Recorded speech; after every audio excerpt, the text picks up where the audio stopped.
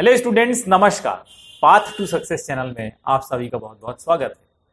आज का मेरा ये वीडियो जून 2020 एग्जाम से रिलेटेड है, यानी वो एग्जाम जो आपने 11 नवंबर को दिया था। याद रखिएगा, जून 2020 में होना था, लेकिन हुआ कब था? 11 नवंबर को हुआ था। उसका हम लोग कंप्लीट यूनिट वाइज एनालिसिस देखेंगे। यानी आज के इस वीडियो में हम लोग यूनिट 1 का कंप्लीट एनालिसिस देखेंगे कि कौन कौन से क्वेश्चंस थे जो कि जून 2020 एग्जाम में यूनिट 1 से थे, और किस तरह से हम लोगों को प्रीवियस ईयर पेपर्स को कंप्लीट करना चाहिए। यानी हम लोग आप लोगों को बार बार बताते रहते हैं कि भाई प्रीवियस ईयर का पेपर जो है वो अच्छे से करो, तो उसको कैसे करना है। बहुत सारे स्टूडेंट्स ये नहीं जानते हैं कि प्रीवियस ईयर पेपर से ज्यादा फायदा, ज्यादा से ज्यादा आउटपुट कैसे मिलता है।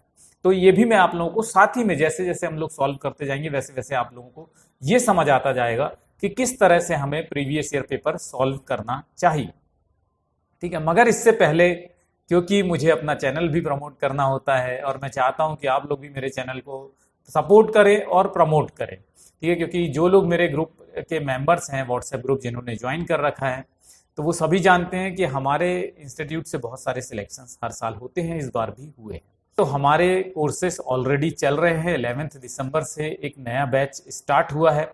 अगर वो बैच आप ज्वाइन करना चाहते हैं तो क्या करना होगा, मेरे व्हाट्सएप नंबर 7838517884 पर मुझे आप मैसेज कर देंगे, तो मैं आप लोगों को सारी फॉर्मेलिटीज बता दूंगा कि किस तरह से आप उन कोर्सेज का हिस्सा बन सकते हैं। हमारे 2 कोर्सेज चलते हैं, एक रेगुलर कोर्स चलता है, एक कैप्सूल कोर्स चलता है।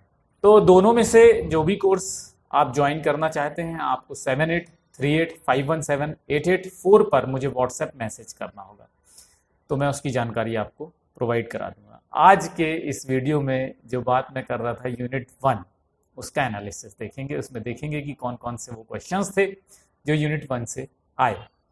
तो मैं पहले वाले वीडियो में ऑलरेडी बता चुका हूं कि यूनिट 1 से 24 क्वेश्चंस आए थे। ठीक है, हर साल मैं एग्जाम के पहले ये भी वीडियो बनाता हूं कि कौन कौन से मोस्ट इंपॉर्टेंट यूनिट्स हैं इस बार जो आप लोगों को पढ़ना चाहिए। तो जिन लोगों ने उस ट्रेंड को फॉलो किया था, जो मैंने वीडियो दिया, उनको बहुत फायदा हुआ, क्योंकि 60 से 70 क्वेश्चंस उन्हीं 6 यूनिट से आए इस बार भी। ठीक है, चलो अब यूनिट 1 में सबसे पहला क्वेश्चन डिस्कस करते हैं। सबसे पहला क्वेश्चन था, who said that tribals should be assimilated into Hindu caste. ठीक है, ये आपने बहुत बार जब भी आपने सोशियोलॉजी पढ़ा होगा तो काफी बार जब आप यूनिट 1 पढ़ते हैं, जीएस घुरिये पढ़ते हैं, तो उसमें आप लोगों को बहुत बार बैकवर्ड हिंदू होते हैं, ट्राइब्स। ठीक है, पहले ट्राइब्स कहाँ पे पैदा हुए? गंगा, यमुना, दोआब में पैदा हुए। ठीक है, इस तरह से जो है जीएस घुरिये बताते रहते हैं। इसका मतलब क्या है? वो बैकवर्ड हिंदू कहते हैं, तो इसका मतलब क्या है? असिमिलेट हो गए। ठीक है, तो इसमें क्वेश्चन है, who said that tribal should be assimilated into Hindu caste. First option था वेरियर एल्विन, सेकंड था जीएस घुरिये, थर्ड था सुरजीत सिन्हा, फोर्थ था एनके बोस। अब ये समझ लेना कि यूजीसी नेट ने ये क्वेश्चन पूछा है और इसके 4 ऑप्शन दिए हैं, तो इसका मतलब ये जो चारों के चारों थिंकर्स हैं, इन्होंने ट्राइबल्स के बारे में कुछ ना कुछ तो जरूर कहा है।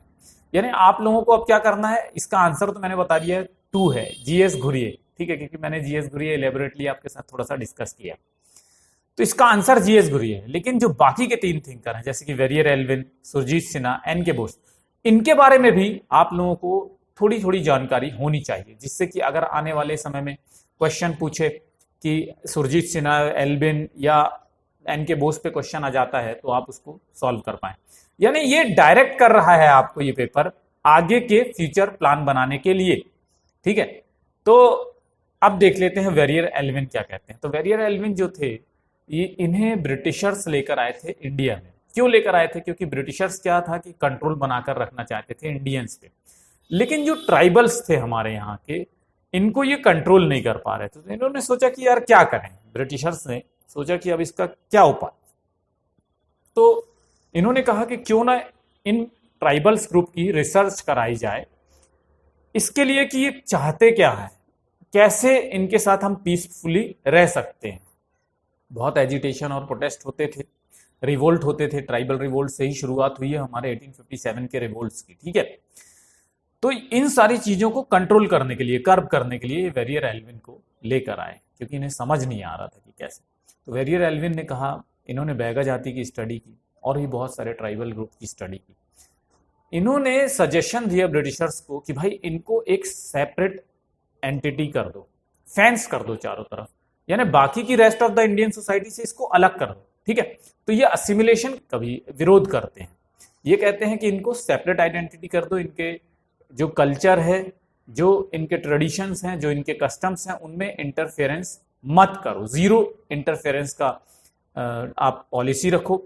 और इस वजह से वेरियर एल्विन जो हैं वो इसका आंसर नहीं थे, यानी समझ गए ना अब आप लोग, ये सेपरेट करने के लिए कहते हैं, ठीक है। जीएस घुरिये मैंने आपको बता दिया कि ये हमेशा कहते रहते हैं कि हिंदुआइजेशन ऑफ ट्राइब्स ऑफ इंडिया, यानी ट्राइब्स का हिंदुआइजेशन हो रहा है। हिंदुआइजेशन मतलब क्या हुआ कि हिंदू में असिमिलेट हो रहे हैं, यानी असिमिलेशन जो है वो हो रहा है, ठीक है। ये कहते हैं they were the imperfectly integrated class of Hindu society, means tribes were the imperfectly integrated classes of Hindu society. ये भी स्टेटमेंट आप लोग अच्छी तरह से याद रखेंगे। हो सकता है कि आने वाले समय में, क्योंकि जीएस घुरिये जब से नया सिलेबस आया है, हर साल जीएस घुरिये पे क्वेश्चंस रहता ही रहता है, तो हो सकता है आने वाले समय में ये स्टेटमेंट दे दे। क्या स्टेटमेंट्स? कि tribals are imperfectly integrated class of Hindu society, ठीक है। ये किसने कहा था? जीएस घुरिये ने कहा था।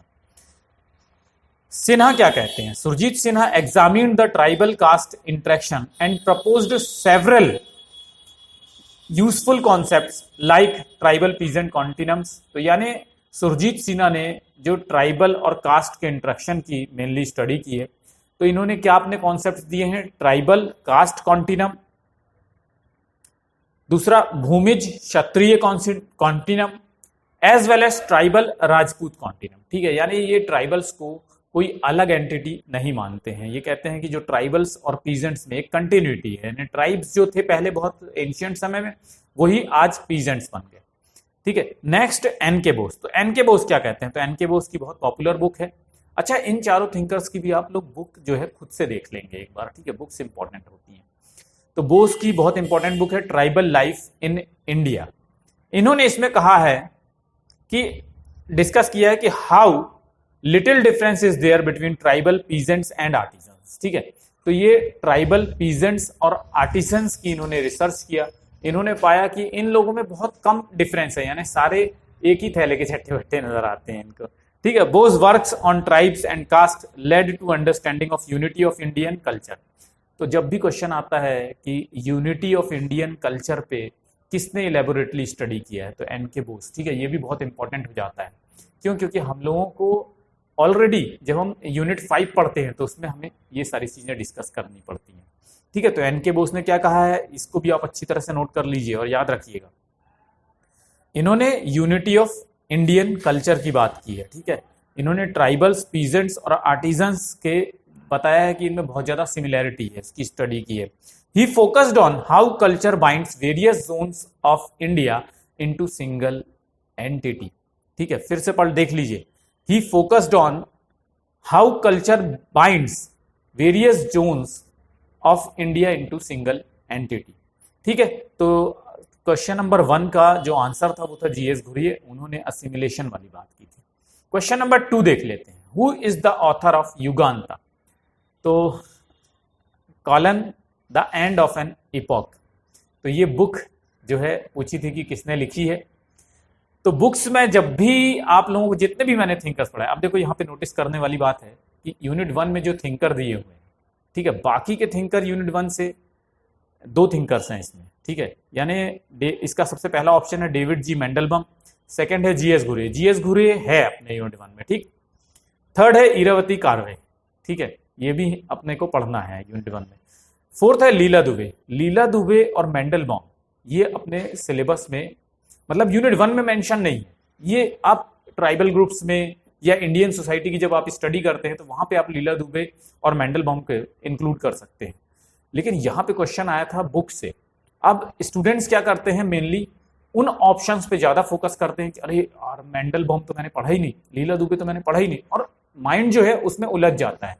तो आप लोगों को ये नहीं करना है, आपने जो पढ़ा है उस पर ध्यान दीजिए। आपने अगर जीएस घुरिये दिया है तो आपको जीएस घुरिये की सारी बुक्स पता होनी चाहिए, तो आप जीएस घुरिये पे फोकस कीजिए और इरावती कार्वे पे फोकस कीजिए। ठीक है, मैं जब भी आप लोगों को नोट्स देता हूं तो अच्छी बात यह है कि इसमें सबसे पहले मैं बुक्स डिस्कस करता हूं। ठीक है, सबसे पहली लाइन में 2-4-10 बुक्स, उनकी इंपॉर्टेंट बुक्स जो है डिस्कस कर देता हूं हर एक यूनिट में। मेरा ये आदत रहता है, हर टॉपिक्स के पहले भी मैं बुक्स बताता हूं कि उन टॉपिक से रिलेटेड कौन कौन सी पॉपुलर बुक्स हैं।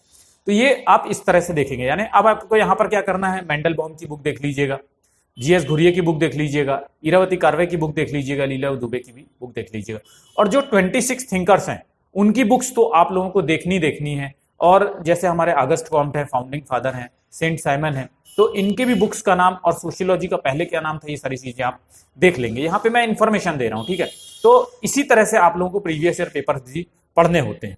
तो इसका जो आंसर था वो इरावती कार्वे था। ठीक है, इरावती कार्वे जो है ऑथर है युगांता, जो बुक है colon the end of an epoch. Question number 3, who is regarded as the leading scholar of symbolic anthropology. तो यहां पे आप लोगों को देखना है कि सिंबॉलिक एंथ्रोपोलॉजिस्ट कौन है। सबसे पहला ऑप्शन था क्लिफोर्ड गिर्स, सेकंड था एल्फ्रेड सुज, थर्ड था जीएच मीड, और फोर्थ था कार्ल मैनहेम। तो हमेशा देखो, जब मैंने भी पढ़ाया है, ठीक है, तो क्लिफोर्ड गिर्स में मैंने सिंबल्स की हमेशा स्टडीज, डेफिनेशन भी मैंने आप लोगों को बताई थी कि सिंबल्स क्या होते हैं इनके अकॉर्डिंग। ठीक है, तो इसमें जो इसका आंसर है वो है क्लिफोर्ड गिर्स। लेकिन अब आप लोगों को क्या देखना है, leading scholar of symbolic anthropology. तो जब ये क्वेश्चन आ गया तो आप लोगों को क्या करना है कि आप गूगल पे डालिए leading scholar of symbolic anthropology, तो क्या आ जाएगा, सबसे पहला नाम आता है क्लिफोर्ड गिर्स, सेकंड हो जाएगा मैक्स वेबर, थर्ड हो जाएगा स्नाइडर, फोर्थ हो जाएगा विक्टर टर्नर, और फिफ्थ हो जाएगा डगलॉस। तो ये जो नाम है ना, एक बार आप लोग गो थ्रू कर लीजिए, जिससे कि अगर कभी इन फ्यूचर, जैसे इंटरप्रिटेशन की स्टडी की थी मैक्स वेबर ने, तो उसको भी सिंबॉलिक एंथ्रोपोलॉजी ही कहते हैं। सिंबॉलिक एंथ्रोपोलॉजी में मैक्स वेबर की थ्योरीज को डिस्कस किया जाता है, पढ़ा जाता है। वर्षिन जो उसका अप्रोच है जो उन्होंने दिया था, वो भी थोड़ा सा सिंबॉलिक एंथ्रोपोलॉजी से रिलेटेड है। ठीक है, तो उसको बेस बना करके लोग पढ़ते हैं। लेकिन जो leading symbolic figure of symbolic anthropologist है, वो यहाँ पे क्योंकि ऑप्शन में ये सारे नहीं है, देखो मैक्स वेबर नहीं है, स्नाइडर नहीं है, टर्नर नहीं है, डगलॉस नहीं है, तो इसका मतलब यहाँ पे क्या आंसर है, क्लिफोर्ड गिर्स। सबसे पहला क्लिफोर्ड गिर्स मोस्ट पॉपुलर है ये अपने सिंबॉलिक थ्योरी को लेकर के। ठीक है, तो इसका आंसर क्या है, क्लिफोर्ड गिर्स। तो आप अब देखो क्या है कि ये चारों के चारों थिंकर्स जो है ना, वो हमारे यूनिट से हैं। पहले यूनिट में ये थिंकर्स स्पेशली मेंशन्ड है, तो आप लोगों को इन सारे थिंकर्स की थ्योरीज अच्छे से पता होना चाहिए। ठीक, अब देख लेते हैं question number 4, who among the following have used comparative method in their studies. तो देखो ये भी जो चारों थिंकर्स है ना, ये अपने यूनिट 1 में हमें पढ़ना था, तो यानी इनको डीपली पढ़ना था, तो हमें पता होना चाहिए कि किसने कंपैरेटिव मेथड का यूज किया है। तो इमाइल दरखाइम जब भी अपनी स्टडी करते हैं तो वो डिफरेंट सोसाइटीज को, जैसे उन्होंने क्या किया, सुसाइड का एक एग्जाम्पल देख लीजिए कि सुसाइड का उन्होंने बताया कि कैसे सुसाइड करते हैं लोग और क्या क्या चीजें रिस्पॉन्सिबल होती हैं। तो इन्होंने वेरियस अदर सोसाइटीज को कंपेयर किया था, याद आया। ठीक है, पुलिस डायरी से फाइल निकाल करके क्रिश्चियंस के इस तरह से, मतलब प्रोटेस्टेंट्स जो होते हैं उनमें सुसाइड का रेट क्या है। फिर उसके बाद उन्होंने प्रोटेस्टेंट का किससे कंपेयर किया, कैथोलिक से कंपेयर किया, मैरिड का अनमैरिड से कंपेयर किया, सिंगल लिविंग पीपल से कंपेयर किया, ज्वाइंट फैमिली से कंपेयर किया, न्यूक्लियर फैमिली से कंपेयर किया। तो इन्होंने बहुत ज्यादा अपनी स्टडीज में कंपेरेटिव मेथड का स्टडी किया। ठीक है, यानी इमाइल दरखाइम बिल्कुल सही है, ये थे। ठीक है, तो इसमें क्वेश्चन क्या पूछा है, हु अमंग द फॉलोइंग, यानी यहाँ पे ये ABCD वाला क्वेश्चन है। ठीक है, तो इमाइल दरखाइम भी थे। फिर उसके बाद बी मेलिनोस्की। जब आप मेलिनोस्की को पढ़ते हैं तो आप देखेंगे कि उन्होंने स्पेसिफिकली एक स्टडी की, मतलब एक सोसाइटी की कंप्लीट स्टडी की है, इन्होंने कंपैरिजन नहीं किया कहीं भी। लेकिन जब आप A.R. रेडक्लिफ ब्राउन को देखते हैं तो उन्होंने भी कंपैरेटिव मेथड की स्टडी यूज किया है। मैक्स वेबर भी जो है, जब अपना इनका रिलीजन वाला कॉन्सेप्ट देखिए या कुछ भी उठा लीजिए, ठीक है, कोई भी कॉन्सेप्ट उठा लीजिए, तो ये भी क्या करते हैं, डिफरेंट सोसाइटीज को कंपेयर करके अपनी एक थ्योरी डिराइव करते हैं। ठीक है, तो डी, यानी डी भी है, तो इसका आंसर जो है बी मेलिनोस्की नहीं है। ठीक है, ACD इसका आंसर है, यानी option 3 is the correct answer. Question number 5 भी देख लीजिए, पियरे बोर्दियू से है। तो पियरे बोर्दियू मेंशन थे, ठीक है, यानी हम लोगों को पियरे बर्दुई के बारे में जो उनकी बुक्स है वो सारी पढ़नी थी, और इंक्लूडिंग जो थ्योरीज हैं वो भी सारी पढ़नी थी। ठीक है, जो पॉपुलर इनकी स्टडीज हैं वो भी हमें अब देखनी थी।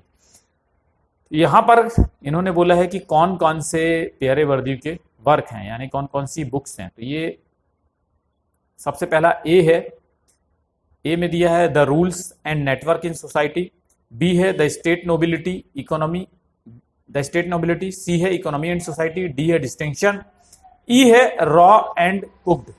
तो यहाँ पे कोई भी दो इनके वर्क हैं, तो सबसे आपको बहुत अच्छी तरह से याद होगा, डिस्टिंक्शन के लिए पियरे बर्दुई बिल्कुल सिनोनिमस है। इनकी जो बुक है डिस्टिंक्शन बहुत पॉपुलर है। ठीक, तो डिस्टिंक्शन में डी दिया है। अब आप ये देख लीजिए कि डी कौन से ऑप्शन में है, आपका क्वेश्चन जो है वही क्वेश्चन का आंसर है। तो इसमें सबसे पहला ऑप्शन था बी एंड डी, सेकंड था ए एंड सी, थर्ड था ई एंड बी, फोर्थ था ए एंड ई। तो ऑप्शन 1 जो है B and D, B and D इसका आंसर है। अब देख लेते हैं कि बी जो है, बी में कौन सा इनका वर्क है, द स्टेट नोबिलिटी। ठीक है, लेकिन डी से ही ये आंसर सॉल्व हो गया। यानी क्वेश्चन जो था वो इजी था, लेकिन आप लोग क्या करते हैं, इतनी सारी बुक्स देख करके आप घबरा जाते हैं, नर्वस हो जाते हैं एग्जामिनेशन हॉल में। आप लोगों को ये नहीं करना है। ठीक है, आप ध्यान दीजिए बहुत अच्छी तरह से, ये क्वेश्चंस टफ नहीं थे, इजी थे। ठीक है, बस देखने का तरीका है, सोचने का तरीका है और समझने का तरीका है।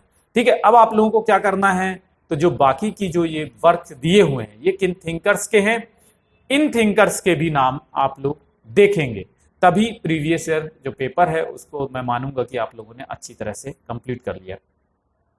Question number 6, who has given a graphic account of the miserable situation of unmarried individual in most primitive societies। अब जब इस तरह का क्वेश्चन आता है तो मैं कहूंगा कि भाई ठीक है, अनमैरिड इंडिविजुअल्स की स्टडी जो है लेवी स्ट्रॉस ने की है। ठीक है, लेकिन अब मैं हमेशा कहता हूं कि आपके पास 100 क्वेश्चंस करने हैं, उसमें आपको कुछ क्वेश्चंस जो है गलत करने का स्कोप हमेशा बना रहता है। मतलब आप लोगों को क्या करना है, इंटेलिजेंटली गेस करना है।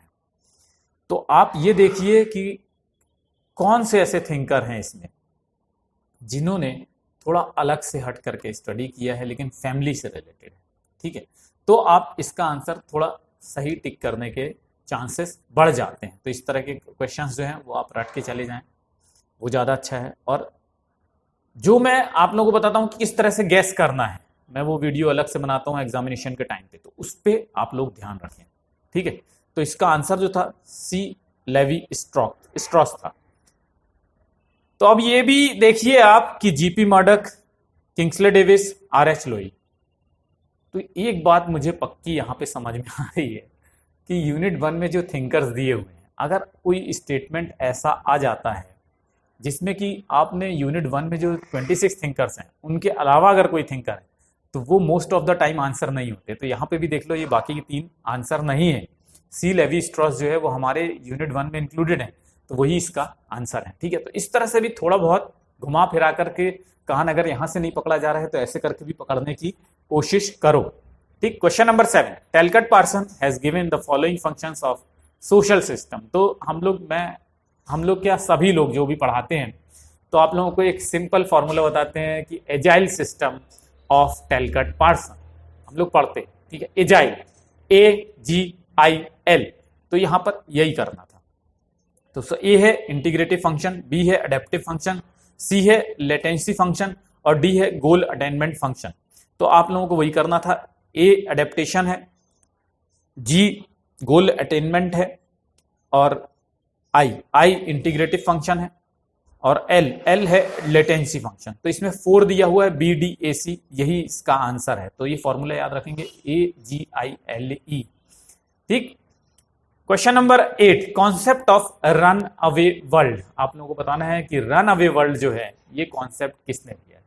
तो ये भी जो है बहुत पॉपुलर थ्योरी है एंथोनी गिडेन की। ठीक है, सारे के सारे थिंकर्स वो थिंकर्स हैं जो यूनिट 1 में हमारे दिए हुए हैं। यानी आपसे एक्सपेक्ट किया जाता है कि आप लोग अच्छी तरह से इन थिंकर्स को एटलीस्ट पढ़े। यूजीसी नेट भी आपसे ये एक्सपेक्टेशन रखता है और मैं तो रखता ही हूँ। ठीक है, तो मैंने बहुत अच्छी तरह से ये सारी चीजें आप लोगों को बताई थी। और हमने ये डिस्कस किया। देखो अभी तक एक भी क्वेश्चन, सिर्फ एक क्वेश्चन वो अनमैरिड वाला क्लाउड लेवी स्ट्रॉस, वो मैं मान सकता हूं कि वो आपका गलत हो सकता है अगर आपने कोई भी हमारा कोर्स ज्वाइन किया है, लेकिन बाकी के क्वेश्चन मैं नहीं मान सकता कि आपके गलत हो सकते, बाकी सारे के सारे इंक्लूडेड हैं उसमें। ठीक है, run away world, Anthony Giddens. अब आप लोगों को क्या करना है मैंने बता दिया, पियरे बर्दी भी देख लीजिएगा, हेबरमास भी देख लीजिएगा अच्छे से, कैसेल्स भी देख लीजिएगा।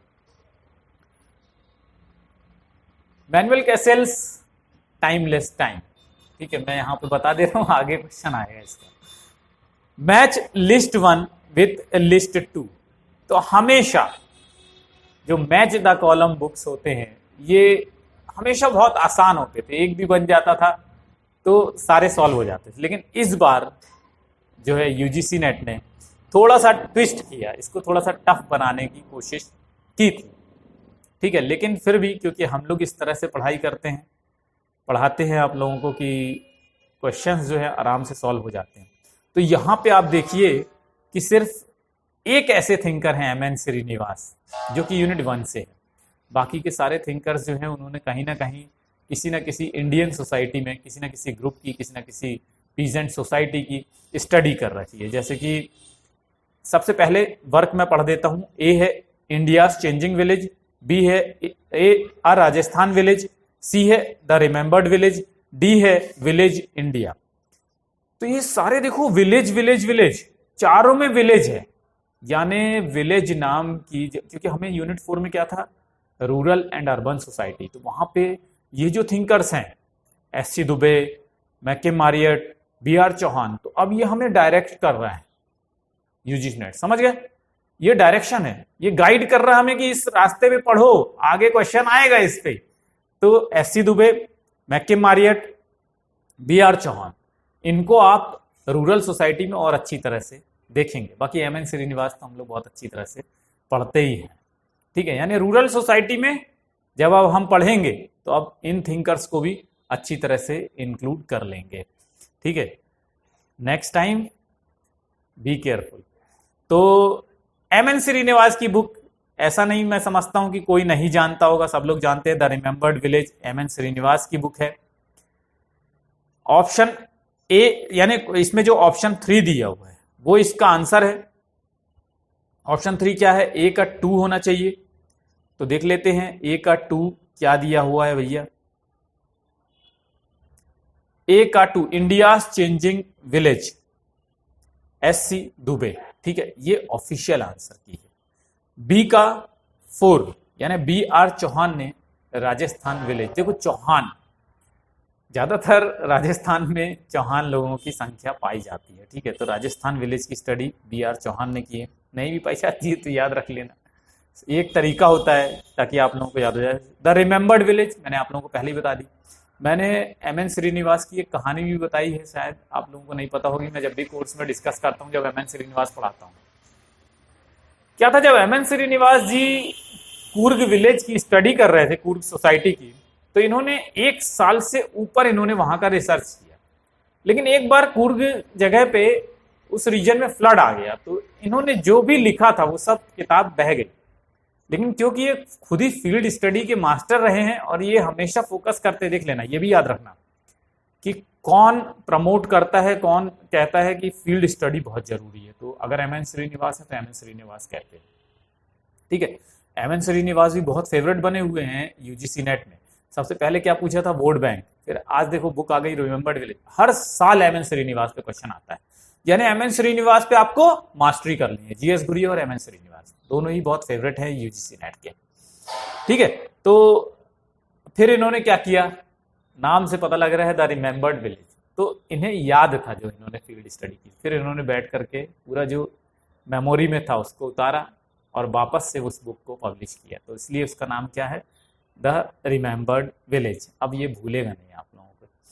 डी है विलेज इंडिया, डी का 3 मैकिम मारियट। ठीक है, तो जो मैकिम मारियट का यूनिवर्सलाइजेशन और पैराशियलाइजेशन भी जो कॉन्सेप्ट है वो भी आप लोग देख लेंगे नेक्स्ट टाइम, हो सकता है कभी पूछ ले कहीं मैथ कॉलम में। सेकंड, 10th क्वेश्चन देख लेते हैं। 10th क्वेश्चन है, Mead delineates 3 stages in which the concept of self arises and develops, the stages of imitative acts, the play stage and the, तो यार अच्छे से पता है आप लोगों को कि गेम स्टेज में ही सेल्फ डेवलप होता है और सेल्फ अराइज होता है। ठीक है, तो इसका आंसर मैं बता देता हूँ सीधे सीधे, क्योंकि बाकी के जो है वो मिड के हैं भी नहीं, तो गेम स्टेज है। ठीक है, option 3 is the correct answer of question number 10। Question number 11, who is the view that incest taboo enables relationship with wider society?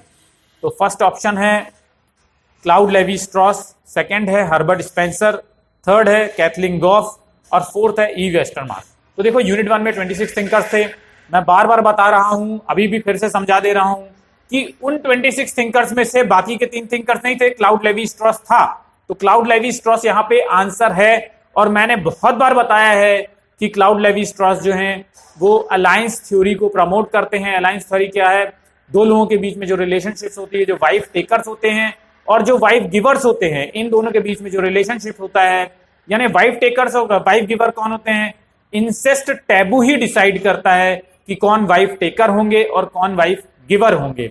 तो जो हिडन मीनिंग भी होता है उसको भी आप लोगों को देखना होता है। ठीक है, लेकिन यहां पे भी आप क्या करेंगे, थोड़ा सा हर्बर्ट स्पेंसर को देख लेंगे कि उन्होंने जो फैमिली बताई है तो किस तरह से बताई है, किस तरह से उन्होंने उनका इवोल्यूशन बताया है, सिंपल कंपाउंड, डबली कंपाउंड। ठीक है, और कैथलीन गफ के बारे में भी देख लेंगे, इनकी बुक जो है बहुत पॉपुलर है, वो भी देख लेंगे। ई वेस्टरमार्क ये भी आप देख लेंगे, द मदर। ठीक है, किन की बुक है? मेरे ख्याल से ब्रिफॉल्ट की बुक थी द मदर। ठीक है, लेकिन ये सब फैमिली के बारे में कुछ ना कुछ कहते हैं, किस तरह से फैमिली का इवोल्यूशन हुआ है, ये सारे थिंकर्स कुछ ना कुछ कहते हैं। तो ये जो बाकी के थिंकर्स हैं ना, स्पेंसर, गफ और वेस्टरमार्क, ये भी आप लोगों को देखना है। वेस्टरमार्क की बुक थी the history of human marriage. ठीक है, तो कैसे ये क्या कहते हैं कि जो सोसाइटी जब स्टार्ट हुई एंशिएंट टाइम्स में, जब आदिवासी थे सारे लोग, उस समय किस तरह का मैरिज सिस्टम था, ये क्या कहते हैं, ये वो देख लीजिएगा।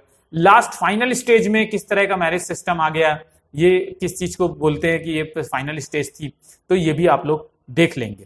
क्वेश्चन नंबर 12, और मैं अपने कोर्स में हमेशा डिस्कस करता ही हूं। ठीक, तो question number 12, according to Durkheim indirect experiment is, बताइए इनडायरेक्ट एक्सपेरिमेंट क्या होता है, एक्सपेरिमेंट क्या होता है? सबसे पहले ये समझाइए, जब आप साइंस पढ़ते हैं तो आप लोग क्या करते हैं, एक्सपेरिमेंट कैसे करते हैं? आप जब अपने केमिस्ट्री की लैब में जाते हैं, 2-3 केमिकल मिक्स करके देखते हैं, वो क्या होता है? डायरेक्ट एक्सपेरिमेंट होता है। लेकिन आपके पास 2 थ्योरी दी हुई है, ठीक है, किसी 2 साइंटिस्ट ने ऑलरेडी केमिकल्स की स्टडी कर रखी है, आप उन 2 थ्योरी को पढ़ते हैं और फिर आप कोई डिराइव करते हैं, यानी उसको क्या करते हैं, आप कंपेयर करते हैं, फिर अपनी नई थ्योरी डिराइव करते हैं, तो वो क्या होता है? इनडायरेक्ट एक्सपेरिमेंट होता है। यानी किसी और ने एक्सपेरिमेंट कर रखा है, आप डायरेक्टली वो एक्सपेरिमेंट नहीं कर रहे हैं। तो ये कंपैरेटिव मेथड में होता है। तो इमाइल दरखाइम, मैंने पहले ही बताया, इमाइल दरखाइम पे देखो 2 क्वेश्चन हो गए।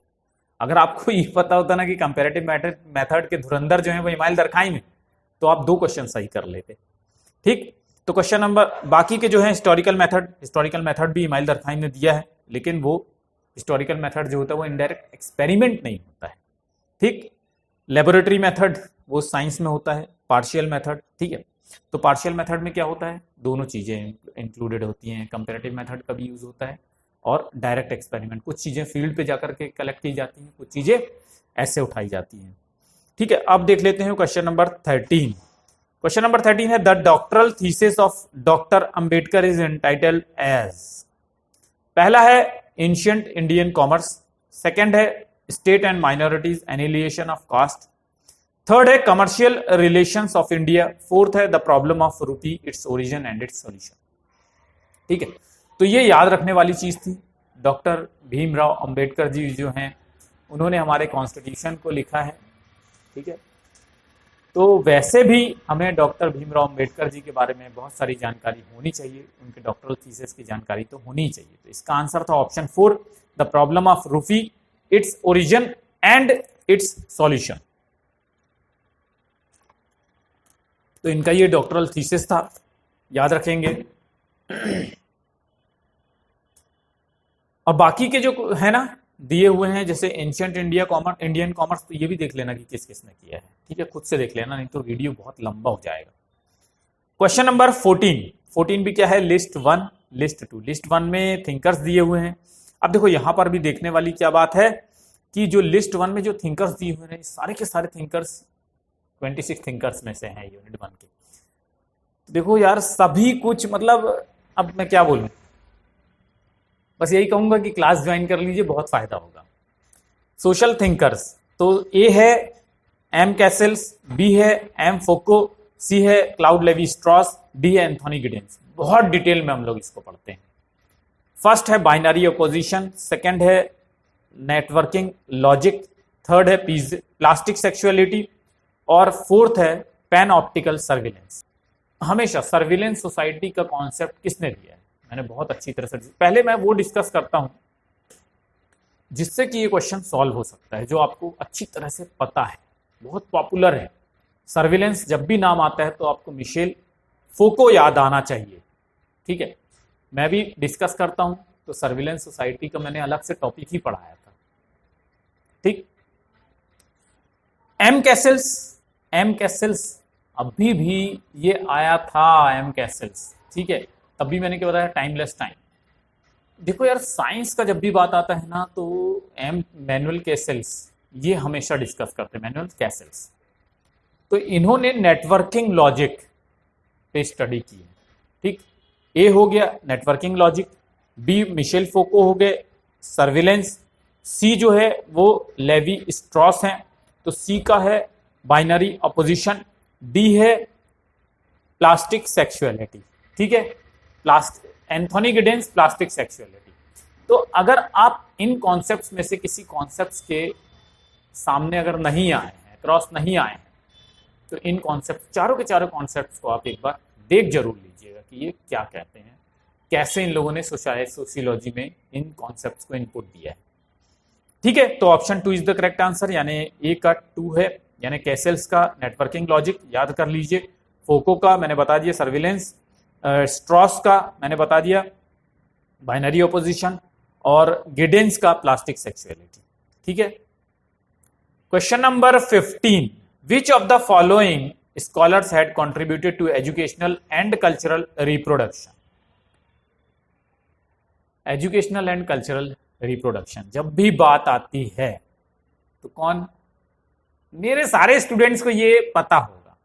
ठीक है, मैंने ये बहुत इलेबोरेटली डिस्कस किया था यार, बिल्कुल टॉपिक में डिस्कस किया। ठीक है, जिन्होंने भी रेगुलर कोर्स ज्वाइन किया तो इस सामने से ही मतलब सबसे पहले टॉपिक से ही जो है वर्ड से ही क्वेश्चन आ जाता है। ठीक है, तो कल्चरल एंड रिप्रोडक्शन के लिए मैंने बताया था कि पियरे बोर्दी बहुत पॉपुलर हैं। तो अब देख लो, बार बार मैं आप लोगों को कुछ बता रहा हूं, अच्छी तरह से समझिए, सारे थिंकर्स पढ़िए ए से लेके ई तक, यानी 5 थिंकर्स हैं, इनमें से सिर्फ एक ही थिंकर ऐसा है जो यूनिट 1 में इंक्लूडेड था, पियरे बोर्दियू। ठीक है, ई से ही, यानी पियरे बोर्दियू है ऑप्शन ई, इससे ही ये क्वेश्चन सॉल्व हो जाता है, जहां पे भी ई है वही आपका आंसर है। तो ऑप्शन 1 में ए एंड ई है। तो बेसिल बर्नस्टेन ने भी कल्चरल रिप्रोडक्शन की स्टडी की है। ठीक है, और पियरे बोर्दियू तो है, तो इसका आंसर जो था ये दोनों ही थे। अब लोग जब एग्जाम देकर आए ना, तो सर मेरे पता नहीं सर कौन कौन से थिंकर्स पूछे थे सर, लाकान पूछा था सर, स्टीव ब्रूस पूछा था सर, ब्रायन एस टर्नर पूछा था सर, तो ऐसे बताते हैं। ठीक है, तो अब यार ये तुम्हें करना ही नहीं है, ये तुम्हें देखना ही नहीं है, तो तुम्हें तो यूजीसी नेट परोसा परोसा आंसर दे रहा है, समझ रहे हो ना। यूनिट 1 में जो थिंकर्स इंक्लूडेड है वही तुमको टिक करके आना है, मतलब सिलेबस पढ़ लेना है तुम्हें अच्छी तरीके से। सिलेबस पढ़ लिए होते अच्छे से तो भी कर लेते ये क्वेश्चन। ठीक है, तो क्वेश्चन नंबर 15 का आंसर था 1, यानी Basil Bernstein and Pierre Bourdieu. Question number 16, given below are 2 statements, one is labeled as assertion and other is labeled as reason। Reason और असर्शन का ये क्वेश्चन है। असर्शन है to Merton middle range theory is concern with a limited range of data. ठीक है, तो क्या ये मर्टन ने दिया है, तो बिल्कुल मिडिल रेंज थ्योरी जो है उन्होंने दिया है। तो क्या middle range theory limited range of data से, बिल्कुल सही बात है, लिमिटेड रेंज ऑफ डेटा है भैया, लिमिट है यहां से यहां तक, इसीलिए तो उसको मिडिल रेंज थ्योरी कहते हैं। जो दो एक्सट्रीम है उनके बिटवीन का रास्ता जो है वो रॉबर्ट के मर्टन बताते हैं। तो बिल्कुल सही है, रीजन देख लेते हैं कि क्या है। In the sociological work of the few past decades there has been much less concern with the construction of all embracing theories. ये बात सही है, लेकिन क्या मिडिल रेंज थ्योरी का ये एक्सप्लेनेशन है? तो नहीं, यानी दोनों सही है मगर एक्सप्लेनेशन नहीं है। तो इसका आंसर है both A and R correct, but R is not the correct explanation of A. Question number 17 देख लेते हैं। The main work of Karl Marx were. तो देखो यार, कार्ल मार्क्स यूनिट 1 में इंक्लूडेड था।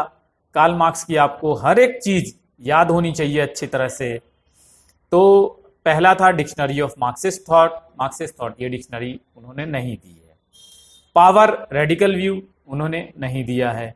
ग्रैंड्यूजर, ग्रैंड राइजे, ग्रैंड राइजे जो है बिल्कुल सही है, बहुत पॉपुलर है, कार्ल मार्क्स ने दिया है, तो सी है। तो अब सी से ही हो जा रहा है, ठीक है। डी है क्लास एंड क्लास, तो ये बिल्कुल नहीं है। Class and class conflict in industrial society Ralf Dahrendorf का है मेरे ख्याल से। ई a contribution to a critique of political economy.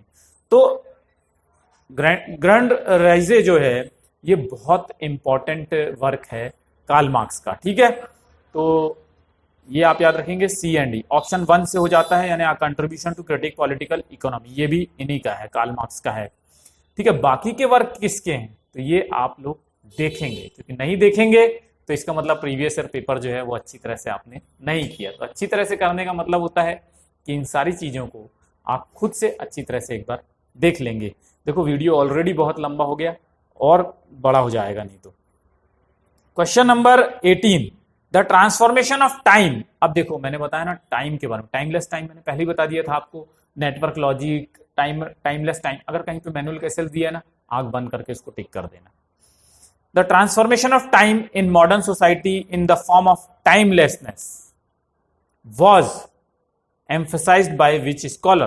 First है मार्शल मैकलुहान, सेकेंड है डेविड हार्वे, थर्ड है मैनुअल कैसेल्स, फोर्थ है एंथोनी गिडेंस। देखो दो ही थिंकर्स ऐसे हैं जो कि यूनिट 1 में हमारे थे, और उन्हीं दोनों में से आंसर है मैनुअल कैसेल्स जो है इसका आंसर है, ठीक है। 19th पे आ जाओ। Radcliffe Brown did not distinguish between social structure and, तो रेडक्लिफ ब्राउन था, तो he has not discussed between. तो सबसे पहला है सोशल सिस्टम, तो सोशल सिस्टम के बीच में ये करते हैं डिफरेंशिएट। सोशल कॉग्निशन है सेकंड, सोशल कॉग्निशन के बीच में भी डिस्टिंग्विश करते हैं। थर्ड है सोशल रिलेशन, सोशल रिलेशंस के बीच में ये डिस्टिंग्विश नहीं करते, यानी सोशल कॉन्फ्लिक्ट और सोशल स्ट्रक्चर के बीच में भी ये डिस्टिंग्विश करते हैं। तो option 3 is the correct answer, social relations के बीच में ये डिस्कस नहीं करते। अब आप लोगों को सिर्फ ये पढ़ना है कि किसके बीच में डिस्कस करते हैं, ठीक है, कॉमन सेंस है, अंडरस्टूड है। देखो रेडक्लिफ ब्राउन वो थिंकर हैं जो 26 थिंकर्स में इंक्लूडेड है, घबराने की कोई बात ही नहीं थी इसमें। Question number 20, according to Robert K Merton manifest function are. कौन से होते हैं यार मैनिफेस्ट फंक्शन? इंटेंडेड और रिकॉग्नाइज्ड फंक्शन जो होते हैं वो मैनिफेस्ट फंक्शन होते हैं। लेटेंट फंक्शंस क्या होते हैं? जो अनइंटेंडेड और नॉन रिकॉग्नाइज्ड फंक्शंस होते हैं। जब मैंने आर के मर्टन पढ़ाया था, होबी रेन, जो होबी ट्राइब्स है, उन्होंने इनकी मतलब रॉबर्ट के मर्टन ने होबी ट्राइब्स की स्टडी की थी। होबी ट्राइब्स क्या करते थे, जब रेनफॉल उनके यहाँ नहीं होती थी तो वो पहाड़ों की चोटी पे पहुंच जाते थे और वहां से पत्थर बरसाते थे जैसे कि रेनफॉल होती है। इससे ये लोग समझते थे कि रेनफॉल होगी। तो वहीं पर इन्होंने मैनिफेस्ट और लेटेंट फंक्शन का कॉन्सेप्ट दिया था। तो इन्होंने बताया था कि लेटेंट फंक्शन कौन से फंक्शंस होते हैं जो इंटेंडेड नहीं होते, मतलब वो रेनफॉल के लिए नहीं थे। वो क्या थे कि सॉलिडेरिटी आती थी उनसे, उनके ग्रुप की, ठीक है, लोग सॉलिड एकजुट हो जाते थे। ये क्या था? नॉन रिकॉग्नाइज्ड था और अनइंटेंडेड एक्टिविटी थी। मैनिफेस्टेशन क्या था? मैनिफेस्टेशन ये था कि भगवान को प्रसन्न करना था कि भैया अब बारिश नहीं हो रही है, बारिश दे दो। तो रिकॉग्नाइज्ड और इंटेंडेड जो एक्टिविटी थी वो इसलिए करते थे कि भाई रेनफॉल हो जाए। ठीक, समझ आ गया कैसे पढ़ना है, ठीक है, और मेरा कोर्स जरूर ज्वाइन कर लेना। Question number 21, arrange the work of GS Ghurye chronologically. अब बताओ, जीएस घुरिये भी 26 थिंकर में बार बार कहता था कि यार सिर्फ यही थिंकर पढ़ लो, हर साल मैं कहता हूं कि जो 26 थिंकर यूजीसी नेट ने दिए हैं उन्हीं को पढ़ना है भैया, बाहर मत जाओ, दूसरे यूट्यूबर्स के पास जा करके अपना माथा पच्ची मत करो, 1000 बुक्स मत पढ़ो। समझ गए ना? बहुत अच्छा है, बहुत अच्छा सिलेबस है, उसी सिलेबस को फॉलो करता है यूजीसी नेट। और 70 भी अगर कट ऑफ जा रहे हैं ना जेआरएफ का तो ठीक है, मैं तो कहता हूं कि अब मैं बोलना नहीं चाहता कुछ, ठीक है। ए है इसका ऑप्शन 2 ब्राह्मणिकल इंस्टीट्यूशन गोत्रा एंड चरण, बताना है आपको। अच्छा, इसमें क्या था कि क्रोनोलॉजिकली अरेंज करना है, ठीक है। तो यहां पे ये चीज अच्छी है कि ये सारी बुक्स इन्हीं की है, ठीक है। बी है रिलीजियस कॉन्शियसनेस, सी है social tension in India, D है इंडियन साधुस, ई है महादेव होलीज, ठीक है। तो इसमें क्या था, इसमें कुछ कंफ्यूजन है, लेकिन ये यूजीसी नेट ने नहीं माना इस क्वेश्चन को, ठीक है। तो यूजीसी नेट ने जो ऑफिशियल आंसर दिया था उसको आप रट लीजिएगा। ऑप्शन 2 जो है सबसे पहले ए आया, ठीक है, यानी 2 ब्राह्मणिकल इंस्टीट्यूशन गोत्रा एंड चरण सबसे पहली बुक थी। दूसरे नंबर पे इन्होंने कहा है कि महादेव कॉलेज, ठीक है, ई। तीसरे नंबर पे इन्होंने कहा है सोशल टेंशंस इन इंडिया, ठीक है, सी। फोर्थ है रिलीजियस कॉन्शियसनेस और फिफ्थ है इंडियन साधुज, ठीक है। तो ये जो है आप लोग याद कर लेंगे।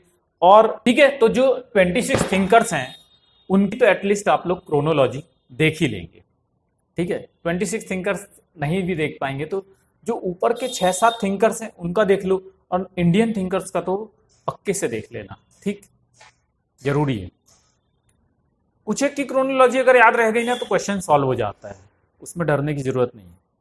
Question number 22, among the following which book is not written by M N Srinivas. लो यूनिट 1 से, तो ये सारी बुक्स यार मैंने कराई हैं, मतलब देखो कितने आसानी से आप लोग ये 24 क्वेश्चंस कर पा रहे हैं अगर आपने हमारा कोर्स ज्वाइन किया था तो। First, India's changing village, second, India's village, third, social change in modern India, fourth, the remembered village. बताओ, इंडियाज चेंजिंग विलेज जो है ये इनकी बुक नहीं है, ऊपर क्वेश्चन ऑलरेडी पूछा हुआ था इंडियाज चेंजिंग विलेज से, अगर याद हो तो, है ना, वहां पे M N Srinivas the remembered village था, तो इसका मतलब ये बुक ही नहीं है इनकी। तो उस क्वेश्चन को भी अगर आप अच्छे से देख रहे होते एग्जामिनेशन हॉल में तो 2 क्वेश्चन, मतलब यार इमाइल दरखाइन के 2 क्वेश्चन ऐसे ही हो गए और एम एन श्रीनिवास से 2 क्वेश्चन ऐसे ही हो गए, मतलब 4 क्वेश्चन तो आपके ऐसे ही हो गए। समझ गए ना? यानी ऑप्शन 1 जो है इंडिया चेंजिंग विलेज ये इनकी किताब नहीं है, ठीक, बाकी की किताबें इनकी हैं। Question number 23, Malinowski's functionalism is often termed as. तो आप सभी लोग जानते हैं कि मेलिनोस्की का जो फंक्शनलिज्म है वो इंडिविजुअलिज्म फंक्शनलिज्म कहलाता है। मेलिनोस्की भी क्या है, उन थिंकर्स में से इंक्लूडेड है, उन 26 थिंकर्स में से। देख लो यार, 24th पे आ जाते हैं। अच्छा हाँ, 23 में आपको क्या करना है, बाकी की जो 3 है, collective functionalism, fundamental functionalism, psychological functional, इस पे ना आप थोड़ा थोड़ा सा एक बार सर्च कर लेंगे, ठीक है। क्वेश्चन नंबर 24 है, according to Goffman, when passers by glance at one another quickly and then look away again, it is called as. बताइए क्या कहलाता है ये, ठीक।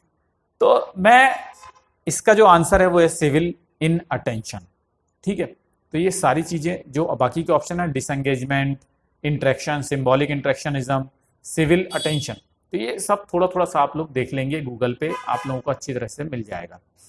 अब मात्र 2 क्वेश्चन ऐसे हुए इसमें जो मैं समझता हूं कि चांसेस हैं कि गलत हो सकते हैं, ठीक है, लेकिन खैर एक ही क्वेश्चन मानना चाहिए क्योंकि वो एक तो ठीक है मैंने बता दिया था कि किस तरह से।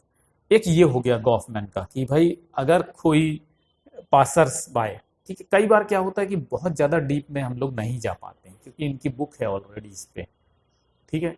तो मैंने आपको तीनों स्टेजेस इनकी डिस्कस की थी, है ना, फ्रंट स्टेज, ऑफ स्टेज और बैक स्टेज, साइड स्टेज नहीं था। अब एक चीज और ध्यान देने वाली बात है कि जब से नया सिलेबस आया है, Erving Goffman, G S Ghurye, M N Srinivas, Strauss, Manuel Castells, Anthony Giddens, Emile Durkheim, Karl Marx, Max Weber. ये थिंकर्स तो इन आप देख लो, अभी 24 में से मैं समझता हूँ 12 से 15 क्वेश्चन तो अगर इन लोगों की पियरे वर्दी हुई, इन लोगों का ही से क्वेश्चन है, ठीक है। लेकिन आपको 26 थिंकर पे अच्छी तरह से होल्ड बनाना है, और जो यहाँ पे ऑप्शंस दिए हुए हैं वो बाकी की जो आंसर नहीं है उन पे डिस्कशन अच्छे से करना है, उनको अच्छी तरह से देखना है। इतना कर लो, जेआरएफ पक्का है नेक्स्ट टाइम, ठीक है। और कोर्स ज्वाइन करना चाहते हैं तो उसके लिए मेरे व्हाट्सएप नंबर 7838517884। देखो, हम लोगों के जो मैं पढ़ाता हूँ, जितने भी स्टूडेंट सिर्फ मेरा पढ़ा हुआ भी कर लेते हैं ना, नेट क्वालिफाई करना 100% गारंटी है, ठीक है। 100%, 99% नहीं है, आप 100% नेट क्वालिफाई कर लेंगे, ठीक है। बहुत कम समय मेरे को लोग देते हैं। सोचो कि 25-25 दिन के अंदर मैंने कोर्स कंप्लीट कराया है अपने स्टूडेंट्स को, और उन लोगों ने नेट क्वालिफाई किया है, ठीक है। Thank you very much for watching this lecture and all the best.